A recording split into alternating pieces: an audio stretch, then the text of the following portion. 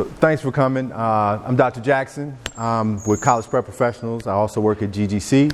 And what we're going to do today is we're going to talk a little bit about studying abroad, and not just only the experience of studying abroad, but what studying abroad can do for you for your academics here at Brookwood, for your personal growth, and also to help you get into college and get scholarship money. That's one of the big things. We really want you all to go to college of your choice. We want you to get in. We want you to have options, but we also really want you to have an opportunity to get scholarship monies to pay for it. We don't want you graduating with a lot of debt. So we have the good fortune of having two folks with us, one who is an educational expert in the areas of studying abroad, lots of experience, over 20 years of experience, not only on college campuses, but also abroad in the Peace Corps. So Dr. Pender is going to be here to share his expertise, and also one of his mentees who is a senior at Morehouse. He's been abroad, and he's going to share his experiences. So I'm going to start by introducing Dr. Pender, or letting Dr. Pender come to the stage, and he's going to tell you exactly what students should be thinking about when they're considering studying abroad. He wants to give parents and grandparents and aunts and uncles and family members information, a little bit about the cost and safety that may always be a concern or challenge. And then we're hopefully going to inspire you to take that next step and find a great program abroad. Okay? All right. So with no further ado, I want to introduce Dr. Anthony Pender. He is the Assistant Vice President at Emerson College in Boston, Massachusetts, for their international enterprise. And it's so much that he does. I'll let him tell you all about it, from places in the Netherlands, all over the globe. So with that, Dr. Pender, would you join us at the stage? As Dr. Jackson say, we go way back. I used to work at Georgia Gwinnett College as well, where I was the Director for Internationalization and Global Engagement there, and currently serve as he said, Assistant Vice President for Academic Affairs at Emerson College in Boston. So I'm really happy to be here. There's a number of things. I do realize it's a pre-college program, and so to the best of our ability, we will weave in education and study abroad in with some of the other decisions, the larger looming decisions, which is college and college choices, in this whole presentation as well.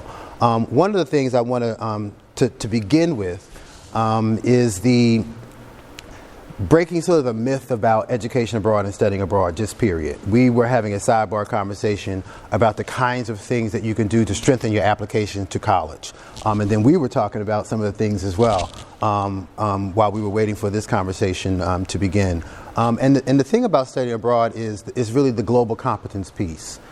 So as a administrator of a college, and we're a small, private, predominantly white, small school, pretty expensive. We're one of the top film programs in the country.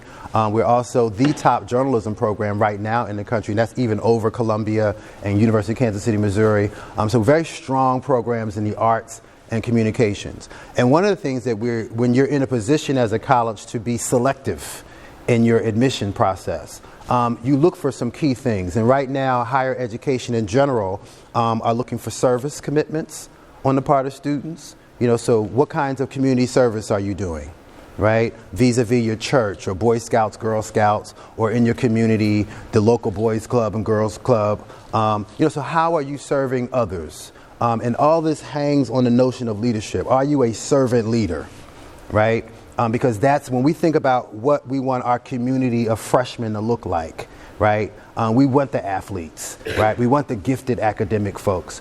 We also want the community activists that it can engage people around causes that are for the public and community good, right? So we actually literally, as administrators, sit down and say, if we're only going to admit 300 freshmen or 600 freshmen, what does that class need to look like so that our composite picture of freshmen look like this, right? So that also includes diversity.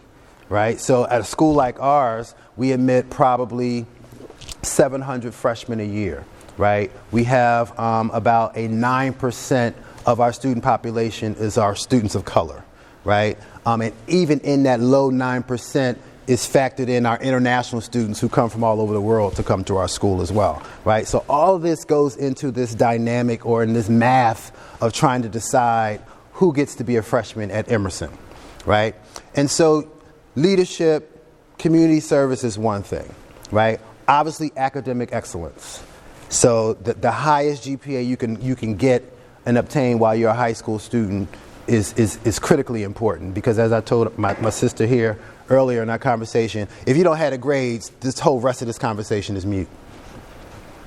You can talk all day about your service, talk all day about your leadership, but if you don't got a 3.0 or better, you can't even talk to me. And in most places, you can't even talk to most good schools, right? So the GPA is important. Beyond the GPA, beyond the service and leadership, is this really gray area. And that gray area for admissions people really are the epiphanies, we like to call it.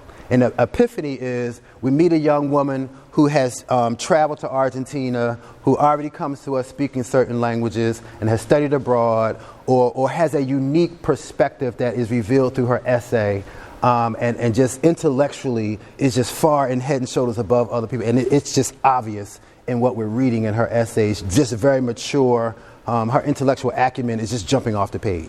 These are epiphanies. We're not expecting it, because we realize that most 17, 18-year-olds that are applying are pretty much here. No matter what their GPA is, their life experiences up to a point is an average of about the same kinds of inputs to make them who they are at 17 or 18. And then here is the gray area. This is when it's just wonderful. We pass that application around the table and go, oh my God, did you read this essay? Or look what this person has done. Wow, this person studied abroad their sophomore year in high school in Spain, and they live with a host family and now speak, fluent Spanish. I mean, these are like the things that we can't wait to get our hands on and offer scholarships to, because we know that our peer institutions are ready to throw money at that student as well. Right? So you got your gray areas, and then you got your standard areas. Let's stay up here in the gray area for a minute. Right? How to make yourself stand out from literally hundreds and thousands of people that are applying for that one seat at that school where you want to go. Right? I tell folks all the time, think about the essay. Your everyday, when you come into the school, this school, should be about, what is this day going to mean to my narrative? Do you understand what I'm saying when I say that? Everyone has this personal narrative. The life you live, the basketball games and track meets you run in, the associations you meet. This is all a part of your personal narrative. And then colleges at some point ask you to write that narrative down. Tell me who you are. Right? The thing that's easy to do is just being who you are makes you unique. The hard part is translating that into a document that speaks in 2 pages something unique about yourself, right? And this is where study abroad becomes very, very interesting, because the average person will not have been away for a couple weeks in a foreign country. The average person will not have had exposure to foreign language. Even if you don't master the language, no one's expecting you to be fluent in Japanese by senior year next year, right? But what it will say is that you are willing to step outside of your comfort zone of Gwinnett County or Atlanta or wherever, Georgia even, right? And put yourself in an environment where you can thrive.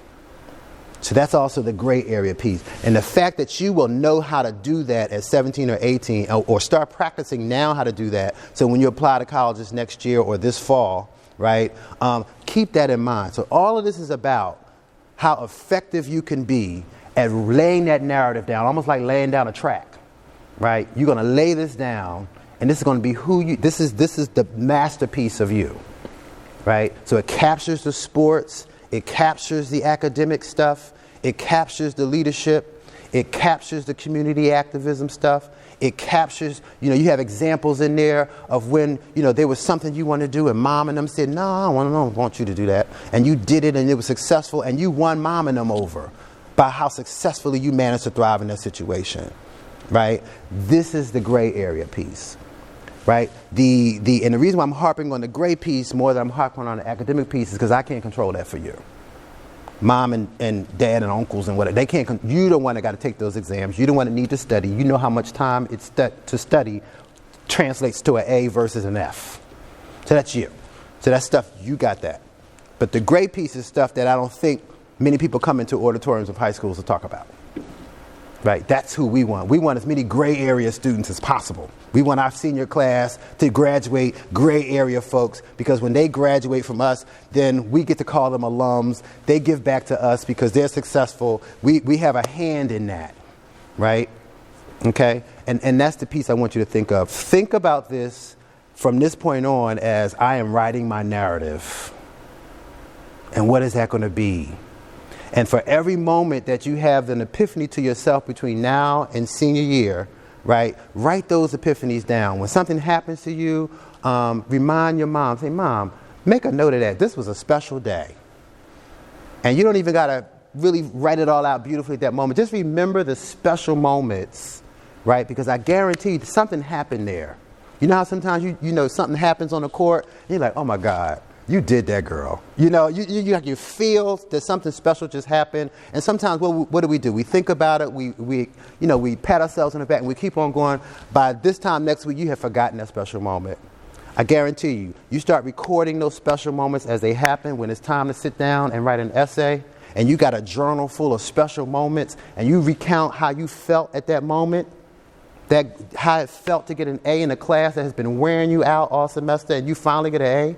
And because that A means that you get it now, right? Or you have brokered some new relationship with people on campus and that has elevated you as a leader. You didn't even ask to be a leader, but people are following you because of you. You know, all of these are things to take note of, because when it's time to think about your narrative and what makes you different than 9 other people vying for your same spot, this is what you're going to need to think on. And this is what I tell my students when they are trying to write essays for different scholarships or for a class or whatever. I'm saying that the piece that keeps you up all night trying to write an essay is because you don't remember anything. The stuff happened. It's in you. So as you're thinking about the epiphanies of your life, as you go through it, you know, also think about things that mean things to you as well, quotes or people, you know, all these different kinds of things. So that's like on the essay piece of that. Back to the study abroad piece of that, I want to just talk a little bit about what you can do, what counts as study abroad. And now, Dr. Jackson, we actually use in higher education the term education abroad. We don't really use study abroad anymore because study abroad is too specific to taking a class for credit, right? Education abroad can happen through any kind of international exposure. You know, family takes a family vacation to the Bahamas for a week. That can be education abroad, depending on how you structure it, right? Or we go down every year. Maybe the family is originally have roots in the Caribbean, and we go down and visit the family. Well, that can be educational if you structure it. And it's not a lie if you describe that experience in a way that presents itself as something that you got out of it. You don't have to say Mama and them took me to Jamaica to visit my aunts and them. If the question is, have you ever been abroad, right? The response, same Mama and them, same Jamaica, can be, for the past 3 years, I have invested in my historical roots, and I have been to Kingston for the past 4 years, and when I go to Kingston, blah, blah, blah, blah, blah, blah, blah, blah, blah, blah, blah, blah, whatever it is, right? It's still the truth. You still know it. You've still been exposed to it. You still are exemplifying the fact that you have stepped outside of your comfort zone, known a little bit more about a culture, unsolicited, right? You've tied it to something personal that interests you, you know. So it's not always about, you know, paying tuition to go do something and being it counted as study abroad or education abroad. There are also many high school programs like AIFS, Youth for Understanding, YFU. They're based out of DC, I believe. It's People to People as well. People to People is another one. Check out YFU, Youth for Understanding. I used to actually serve on the advisory board some years ago, but YFU is a really interesting organization. So they actually have scholarship money for diverse students. And what you do is you actually live with the host family. So they have summer programs, or you can go away for the semester. In some cases, your high school needs to be a partner, an institutional partner with YFU. But, you know, I think for the most of you would probably be interested in more of a short-term summer kind of a program. It's like 3 weeks in Europe, and these are mostly developed places that you go. But you would stay with a family, a host family, learn the language, you know, do a lot of cultural excursions and so forth. And it's really, really popular on college applications. You see a lot of YFUers or YFU alums when you're in the admissions process for college, because it just really speaks to this personal investment that you make as a family in exposing yourself to foreign and international concepts and really developing your global competence. And so I would suggest, to the extent that you can explore something like that for some extended period of time, more than a week, preferably like 3 weeks. There's also a program, and I'll give you each one of my cards because I don't have all of the actual access to some of these websites. But write this down, MLSA. MLSA is it's called Modern Languages Studies Abroad. Dr. Ruiz is the president. He's a former professor at Marquette University in the Midwest, but he now runs this program. It's a mom and pop organization. Dr. Ruiz is from Spain, and his wife is from Costa Rica. So guess where they run study abroad programs? In Spain and Costa Rica, where they know everybody over there. And so in the summers, he takes literally hundreds of students, college students and high school students, to Spain and Mexico. I'm sorry, Spain and Costa Rica. Last summer was the first year they did France and Italy as well. Right, so now they're in Spain, France, Italy, Costa Rica. There's one more. So they're in 5 countries right now. Very, very good programs. When I was teaching and working at Georgia Gwinnett, we sent upwards of 20 to 30 students a year on those programs. The reason why I highlight him is because they're very inexpensive. You can go to Spain for 4 weeks for like $2,000. And you live with a family, you're totally immersed in Spanish. Same thing with Costa Rica. Costa Rica is even a better deal because you can go to Costa Rica for 4 weeks. I believe the price is something like $1,700. Everything is included. Plus you get, and so I know Dr. Jackson wants me to talk about insurance and safety and some of that stuff too, so I'll make sure I get that. I don't want to fail my Saturday. But yeah, MLSA and YFUs are, and there are other examples, but I'm just highlighting these 2 examples because they're, I think, in the price points as parents. I'm a parent myself, so I get why we're concerned about that. But MLSA has scholarships as well. You write an extra essay. In addition to the application essay, you'll write an extra one just demonstrating your need as well. The Costa Rica program is really great too because of its connection to some of the other Caribbean countries that are in and around in that area. For the high school programs, there's chaperones. I mean, it's safe, very, very safe. YFU is a really good organization because it's old organization, typically have not been widely spoken about. Delonte, can you look for it online? I haven't even, I'm throwing them out there and I haven't even gone to their website. MLSA, I work with them all the time at Emerson, so I know they're up and running. But YFU is an old organization, Youth for Understanding. Anybody have internet in here? Is yours is working? Yeah. Could you look it up for me, please? Youth for Understanding.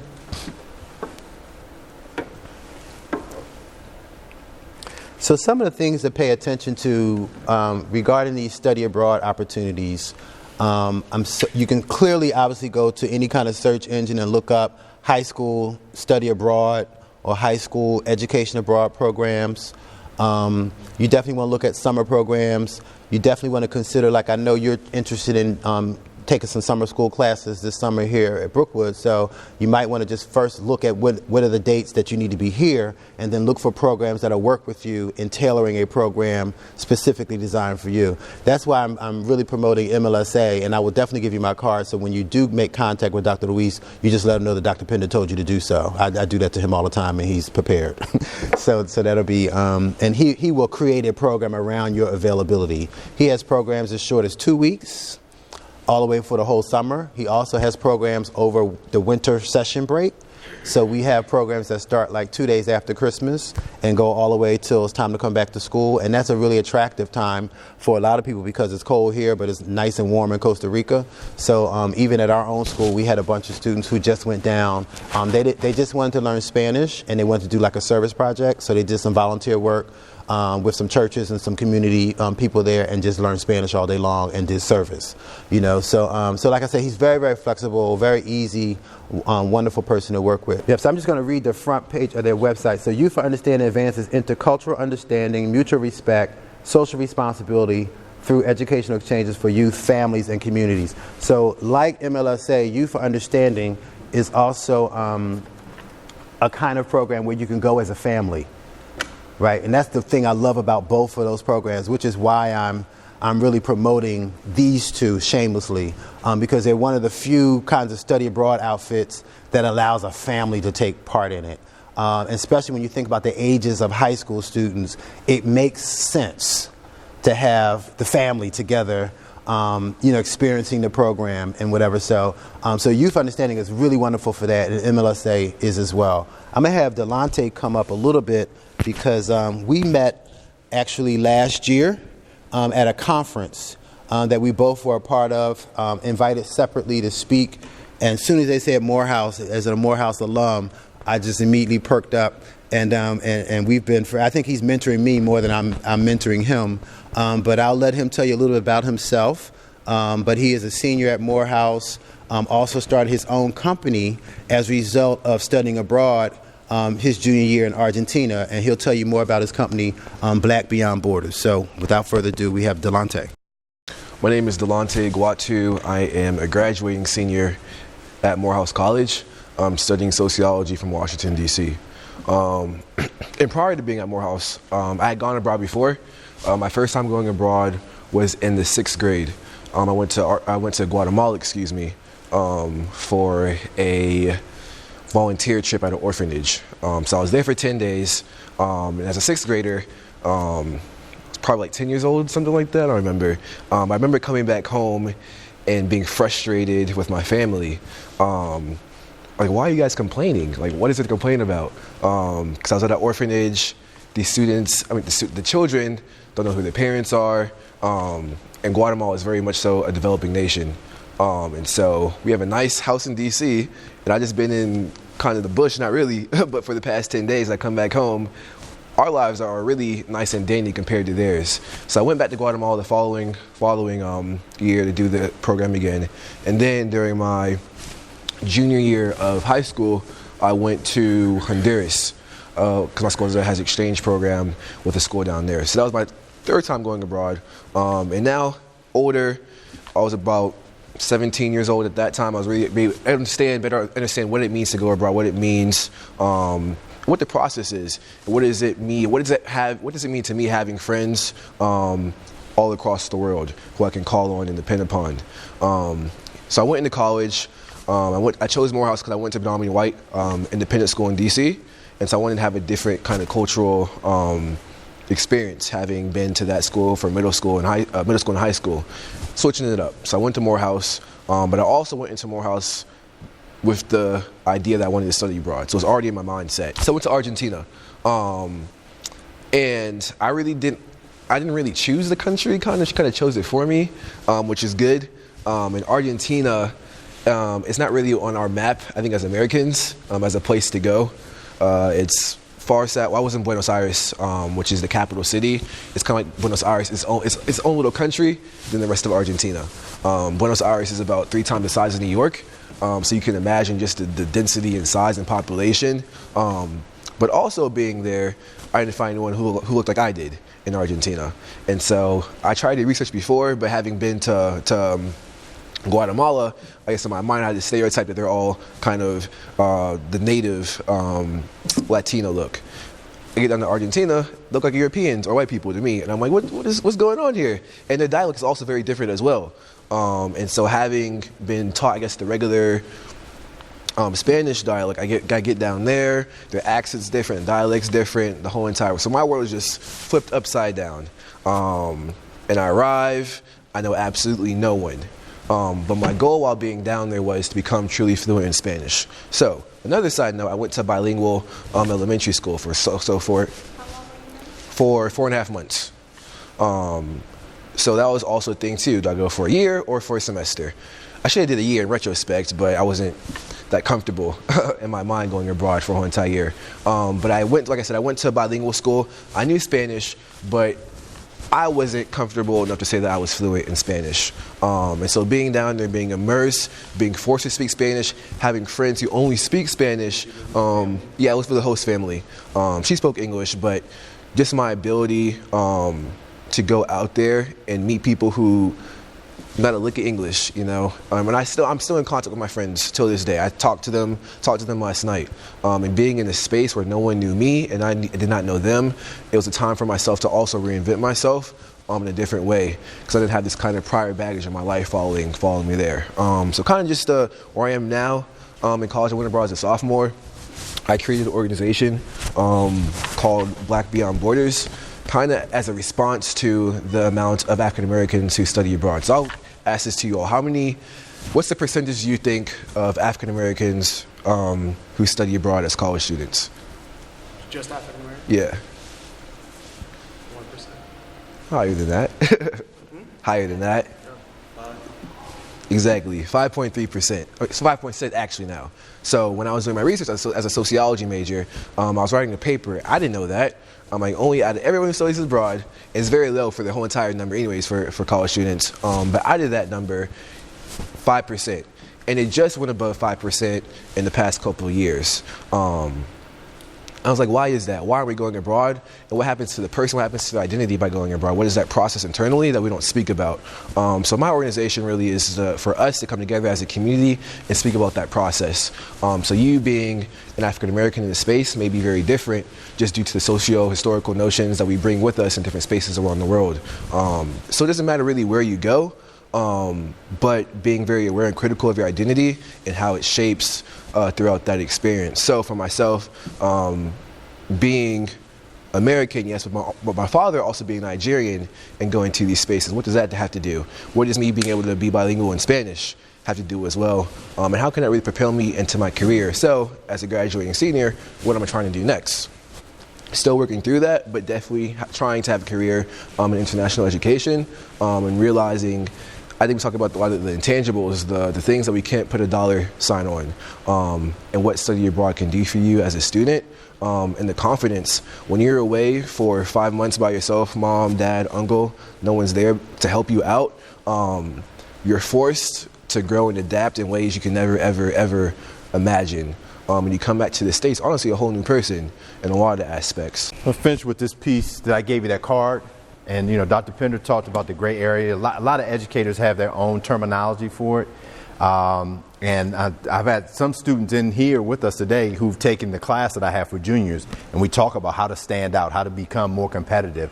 And I've actually done some research and looked at admissions websites and identified those intangible qualities. So what you'll see here on this handout, there are 7 different concepts: creativity, ambition, persistence, enthusiasm, creativity, intelligence, and focusing on an interest. These are the 7 most frequently quoted intangible qualities on admission websites throughout the country.